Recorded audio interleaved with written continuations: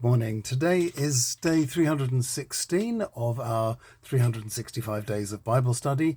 At the moment we're looking at those parts of the Gospel which are unique to St. Matthew.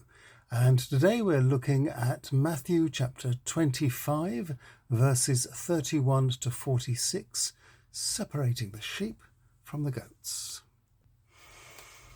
Jesus is seated on the Mount of Olives, speaking to his disciples.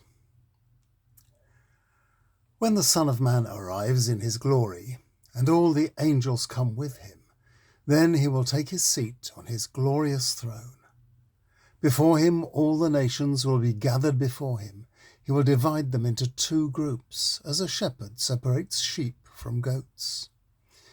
In his right he will place the sheep, but the goats are on the left.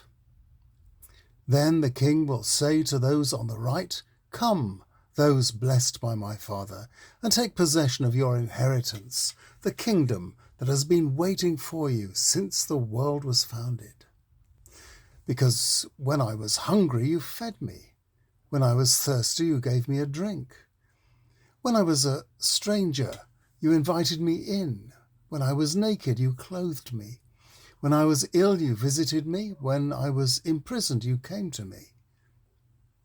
Then these good people will answer, "Sir, when was it that we saw you hungry and fed you, or thirsty and gave you a drink? When did we find you a stranger and invited you, or naked and clothed you? When did we see you poorly or in jail and visit you?" In answer, the king will say, "Listen to the truth of the matter. Insofar as you have done these things to the least important of my brothers and sisters, you have done it to me."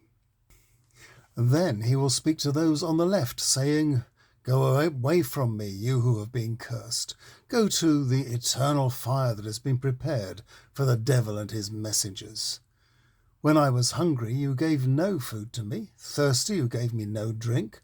A stranger, you gave me no welcome. Naked, you gave me no clothes. Sick and in prison, you didn't visit me." Then they also will ask, "Sir, when did we ever see you hungry or thirsty or a stranger or naked or sick or in prison and did nothing for you?" Then he will answer them, "Listen to the truth of the matter. Insofar as you haven't done these things to the least important of my brothers and sisters, you haven't done them to me." And off they will go to their eternal punishment, while the good people enter eternal life. Well, this favourite picture of Judgment Day was painted up on church walls in the Middle Ages as a warning to all and sundry that there will be a day of reckoning for all of us. And that was bandied about a lot in order to keep people quiet and obedient in a well-ordered hierarchical society, but that is not what this parable is all about. Already, Jesus has taught his disciples and us to pray to God as our Father, and to ask him not to bring us to the time of trial. This parable is not directed at believers, because they are safe under God's protection. And from Matthew's perspective, believers are already, in some sense, in the kingdom. This parable is directed at the unbelievers who don't have that blessed assurance.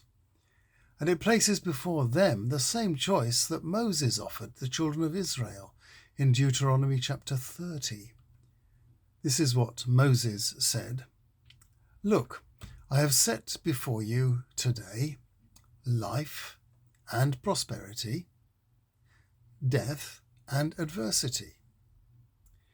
If you obey the commandments of Yahweh your God that I am commanding you today, by loving Yahweh your God, walking in his ways and observing his commandments, his decrees and ordinances, then you shall live and become numerous, and Yahweh your God will bless you in the land that you are entering to possess. But if your heart turns away and you do not hear, but are led astray to bow down to other gods and serve them, I declare to you today that you shall perish. You shall not live long in the land that you are crossing the Jordan to enter and possess. I call heaven and earth to witness against you today that I have set before you life and death, blessings and curses. Choose life, so that you and your descendants may live, loving Yahweh your God. It is hard labor to save yourself. But believers live by God's grace and do not have to pretend to be perfect, since they live in God's love. Now, that does not excuse us from being good people, but it does save us from the fear of judgment because we are not perfect. So, when we read Moses and we read Matthew, we can be thankful that we have chosen life. Now, tomorrow we have a dramatic story that is exclusive to Matthew, and it portrays the sad end of the life of Judas Iscariot. And I'll look forward to seeing you tomorrow.